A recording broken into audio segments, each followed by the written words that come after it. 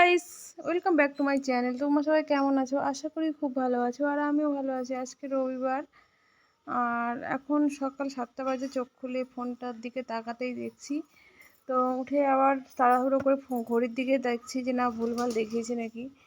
তো আর মেয়ের বাবা অনেকক্ষণ আগে উঠে গেছে, আমি জানিও না। তারপরে তাড়াহুড়ো করে উঠে আমি উঠোনটা ঝাড় দিয়ে নিলাম, আর তারপরে গেটে জল দিয়ে দিচ্ছি। কোনো দিন না এরকম হয় যে এমন ঘুম চলে আসে ভোরের দিকে, সকালবেলা ঘুমই ভাঙে না। ঘুম থেকে উঠে দেখি অনেক বেলা হয়ে গেছে, আর সকালে বেলা করে ওঠা মানে সব কাজের গন্ডগোল। তো যাই হোক, ব্রাশ করে নিলাম, নিয়ে ফ্রেশ হয়ে চলে এলাম রান্নাঘরে। আর রান্নাঘরে সব কিছু কাজ আমি রাতে করে রেখেছিলাম জন্য রান্নাঘরটাতে আর সময় দিতে হলো না, তাড়াহুড়ো করে চলে আসতে পারলাম রান্নাঘরে। আর তোমরা হয়তো বলবে যে রবিবারের ভিডিও আজকে শনিবার কেন দিচ্ছ? তো আমি ভিডিওটা রেডি করতে পারিনি সময়ের অভাবে, তো সেই কারণে ভিডিওটা তোমাদেরকে দিতেও পারিনি। সেই এক সপ্তাহ পর তোমাদেরকে ভিডিওটা দিচ্ছি। তো চা খেয়ে নিলাম, চা খেয়ে এখন কিন্তু ফুল এনার্জি চলে এসেছে, তার কারণ কাজ তো করতে হবে। আর মানে চচ্চর করে বেলাটাও হয়ে যাচ্ছে। তো এখানে একটু কষ্টের কথা তোমাদেরকে শেয়ার করছি। তো তোমরা যারা আমার ডেলি ব্লগ দেখো তারা তো জানো যে আমাদের পোলট্রি ফার্ম আছে। তো এগুলো সব মুরগির খাবার। আর যেহেতু বর্ষাকাল, আমাদের ফার্মের কাছে কিন্তু গাড়ি পৌঁছাচ্ছে না। গাড়িটা নিয়ে যেতে হলে আমবাগানের ভেতর দিয়ে নিয়ে যেতে হয়।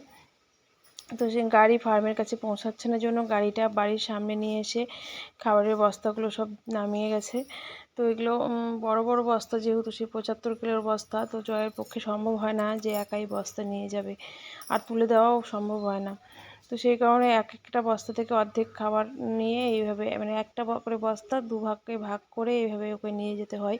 ভীষণই কষ্ট হয় এই বর্ষাকালটা, কিন্তু কিছু করার নেই, করতে তো হবেই। তো সেটা ভেবেই সবাই মিলে যতটা পারি একটু সহযোগিতা করে দিই ওর সাথে। তোমাদের দাদা নেই জন্য বাড়িতে আমাকে বস্তাটা তুলে দিতে হলো। তো যাই হোক, আর কিছু নাই বা বললাম। তো চলে আসলাম রান্নাঘরে, সেখানে ভাত বসিয়েছি, আর আজকে করব লাউ শাক, মানে ডাঁটা শাক মিশিয়ে লাউ ডাঁটা, আর করব কাতলা মাছ। তো এখানে কড়াইয়ে তেল দিয়েছি, অনেকটাই তেল দেওয়া হয়ে গেছে, কারণ এতটা তেল লাগবে না আমার লাউ শাক করতে, একটু তেল উঠিয়ে রাখবো, ভুল করে দিয়ে দিয়েছি। তো প্রথমে লাউ ডাঁটাটা করবো। আর এখানে মেয়েকে দিচ্ছি দুধ মুড়ি, কারণ মেয়ে আজকে তো রবিবার, স্কুল নেই। তো ওকে দুধ মুড়ি খাইয়ে মানে পড়তে যাবে, দুধ মুড়ি খাইয়ে ওকে পাঠিয়ে দেবো। রান্না হয়নি, বললাম না যে সকালবেলা যদি দেরি করে উঠি তাহলে সব কাজেরই গন্ডগোল হয়ে যায়। তো সেরকমই একটা ব্যাপার, আমি রান্নাটা ঠিক টাইম মতো ওকে করে দিতে পারলাম না। তো সেই জন্য ওকে দুধ মুড়ি খেয়েই যেতে হচ্ছে, নাহলে অন্য দিন আমি ভাত করে দিই, সে আলু সেদ্ধ হোক যেই দিয়েই হোক খেয়ে যায়। তো খেয়ে চলে গেল। আর এখানে আমি এই যে লাউ শাক করার জন্য তেলটা কমিয়ে প্লেটে তুলে নিয়েছি, আর অল্প তেলের মধ্যে কালো জিরে কাঁচা লঙ্কা দিয়েছি, দিয়ে এই যে পাতলা করে কেটে রাখা আলু আর বেগুন দিলাম, দিয়ে এটা হালকা করে ভেজে নিয়ে ডাঁটাগুলো ছেড়ে দিয়েছিলাম। নুন হলুদ দিয়ে সেদ্ধ হয়ে যাওয়ার পরে একটুখানি জিরে বাটা দিয়ে কষিয়ে নামিয়ে নিলাম। তারপরে এখানে মাছগুলো ভেজে নিচ্ছি। আর মাছের ঝোলটাও একদমই হালকা করে করব, পেঁপে আলু দিয়ে কাঁচা লঙ্কা দিয়ে, কারণ তোমাদের দাদার একদমই তেল মশলা খাওয়া বারণ হয়ে গেছে। তো যতটা পারি হালকা করে রান্না করি, আর যদি কখনো তেল মশলা দিয়ে খাওয়ার ইচ্ছে করে তো আমরা আমাদের মতো করে এনে ওকে একটু পাতলা করে আলাদাভাবে করে দিতে হয়। তো আজকে আর আলাদা করে করব না, তো আজকে একখানেই করব, এই যে পেঁপে আলু দিয়ে মাছের ঝোল। আর এটাতেও প্রথমে কড়াইয়ে তেল দিয়ে কাঁচা লঙ্কা জিরে দিলাম, দেওয়ার পরে অর্ধেক একটা পেঁয়াজ ভেজে নিয়ে আলু পেঁপেটা ছেড়ে দিয়েছি। আর তার মধ্যে আবার নিয়ে চলে এসেছে মাংস। তো মাছের ঝোলটা করে নিয়েই মাংসটা করব।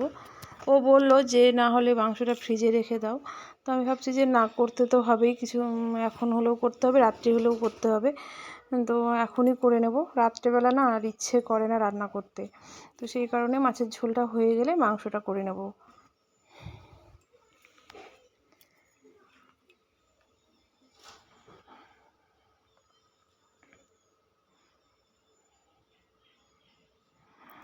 আর এই স্কুটিতে করে জল নিয়ে আসলো তোমাদের দাদা, আর দেবী দীপিও ওর সঙ্গে গেছিলো। না, জল বলতে আমাদের খাওয়ার জলটা তো কিনে নেওয়া হয়, কিন্তু বাড়ির কলে রান্না যে করব সেটাও হয় না, রান্নার জলটাও কখনো কেনা জল দিয়ে করতে হয়, কখনো বা আমাদের টাইম কলের জল আসলে পরে সেখান থেকে এনে রান্না করি। আর টাইম কলের জল না আমাদের এখানে প্রতিদিন আসে না, যেদিন যেদিন আসে তখন নিয়ে এসে রান্নাটা করি, কারণ অত জল কেনা সম্ভব হয় না।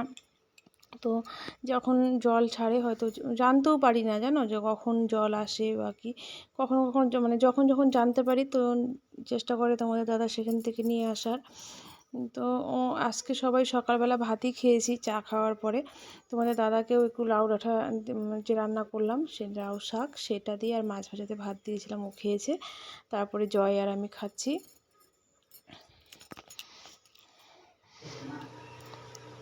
তারপরে খেয়ে উঠলাম, ওঠার পরে এই যে মশলাগুলো সব করে নিলাম। এখানে বাটি ভর্তি ভর্তি মশলা করেছি, এটা কিন্তু সবগুলো আজকের জন্য না, বেশি করে করে ফ্রিজে রেখে দেবো সেই জন্য। কারণ আমাদের এখানে কারেন্ট ভীষণই ডিস্টার্ব করে, আর ইনভার্টারে তো মশলা করা যায় না। তো যখনই তাড়াহুড়ো করে মশলা করতে যাই দেখি কারেন্ট নেই, তো শিলনোড়াতে বাটার পরে আবার কারেন্ট আসে। তো এরকমটা আমার সঙ্গে অনেক দিন হয়েছে, তো সেই কারণে আমি এরকম বেশি বেশি করে মশলা করে রেখে দিই ফ্রিজে, যখন যেমন দরকার হয় তেমনটা রান্নায় দিই। আর এরকম করে বেটে রাখলে কি হয়, অল্প মশলাতেও আমার রান্না করতে সুবিধা হয়, কারণ মিক্সিতে মশলা তো অল্প করা যায় না, বেশি বেশি মশলা করে নিতে হয় আর বেশি বেশি রান্নায় দিয়ে দেওয়া হয়। সেই কারণে চেষ্টা করি মশলাটা একবারে করে রাখার, মানে এক বাটি করে রাখলে যে কদিন যাই তারপরে আবার করে নিই। তো ওদিকে রান্নাগুলো সব হয়ে গেছে, তারপরে এখানে পেঁয়াজ মশলা তো করেই নিয়েছিলাম, তারপরে পেঁয়াজ কেটে নিয়ে মাংসটা বসিয়ে দিয়েছি। তো জল শেষ হয়ে গেছিলো বোতলে, তো দেবীকে একটু বললো দাদা যে একটু ভরে দে জলটা, তো আমাকে একটু হেল্প করে দিল, জলটা ভরে দিল। মেয়ে থাকলে তো মেয়েই ভরে। তো মশলাটা দিয়ে মাংসটা এবার ভালো করে কষিয়ে নেব।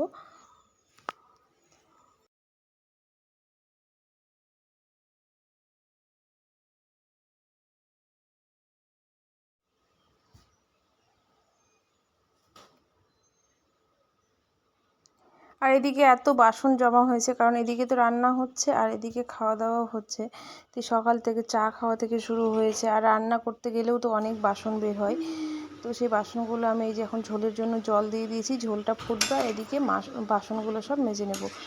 আর 2-4 পিস কষা মাংস তুলে রাখলাম, কারণ মেয়ে আসার টাইম হয়ে গেছে, ও আসলে পরে ওকে ওই কষা মাংসটা দিয়ে একটুখানি ভাত দিয়ে দেবো।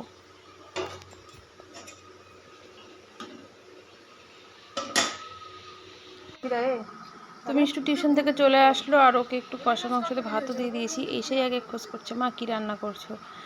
তো বললাম, তো মাংস দেখে তো ভীষণ খুশি, আর রবিবার দিন একটু মাংস হলে ও খুশি হয়, সে 1 পিস হোক 2 পিস হোক একটু মাংস হলে ও খুশি হয়, মানে ভাতটা ভালো খায়। তো এখানে মাংসটা রান্না হয়ে গেছে, আর বাদবাকি রান্নাগুলো তোমাদেরকে একটু দেখিয়ে দিচ্ছি। তো রান্নাঘর পরিষ্কারও করে নিয়েছি, সব বাসন টাসন ধুয়ে গ্যাস মুছে। তো এখানে পেঁপে আলু দিয়ে মাছের ঝোল, আর এই সকালের ডাটাটা যেটা আমরা খেয়েছি আর কিছুটা আছে, আর হচ্ছে এখানে মাংস। তো এটাই আজকে দুপুরের খাবার।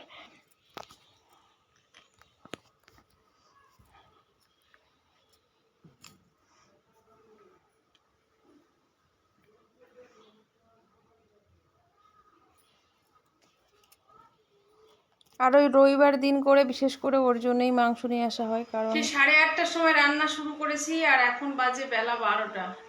রান্না শেষ হলো অবশেষে, আর আমার অবস্থাটা একবার দেখে বুঝতে পারছো কতটা গরম লাগছে রান্না করতে। ঘেমে টেমে একদম পুরো স্নান করে নিয়েছি, আমার রান্না বান্না শেষ হলো, পুরো রান্নাঘরের কাজই শেষ করে নিয়েছি। গ্যাস ট্যাস মোছা বা যত বাসনপত্র ছিল সব মাজা ধোয়া একদম কমপ্লিট। এখন বেরোবো রান্নাঘর থেকে, বেরিয়ে বাইরের কিছু কিছু কাজ আছে করতে হবে, মানে ঘর টর ঝাড় দেওয়া, একটু ওখানে বারান্দাটা মুছবো, সকালে একবার মুছেছি তবু আর একবার মুছবো, কারণ হাঁটা চলা হয় তো দাগ দাগ হয়। এই রান্না করার পরে মানে দুপুর টাইমটা একবার মুছে নিতে সারাদিন পরিষ্কার থাকে, আর না হলে সকালবেলা যতই মুছি না কেন কিছুতেই পরিষ্কার থাকবে না। তো সব কিছু ঘরটাও গোছাগুছি করার ব্যাপার আছে, ঘরটাও গোছানোর টাইম পাইনি, কারণ 8:30টার সময় তো রান্নাঘরে ঢুকেই গেছি।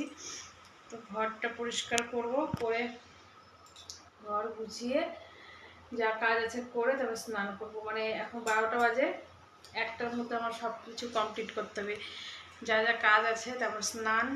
আর মেয়ে চলে এসেছে পড়ে, মেয়ে আমি এদিকে 1 ঘন্টার মধ্যে কাজগুলো সব সারবো, আর এই 1 ঘন্টার মধ্যে মেয়ে স্নান করে পুজোটা দিয়ে দেবে।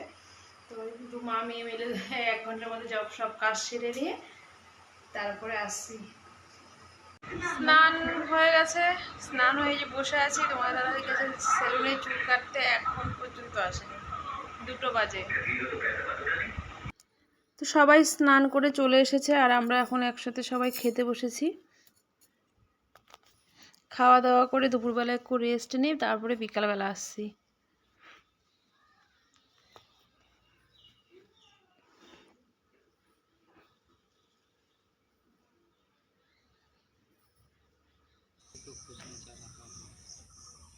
ও জেঠিমা,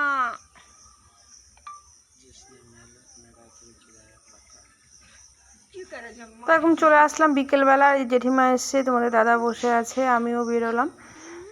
তো এখানে একটু গল্প টল্প করছি। আর বিকেলটা এই বাড়ির সামনেটাতেই কেটে যায় 5-10 মিনিট, খুব একটা বেশিক্ষণ আমি বাইরে থাকি না যদিও।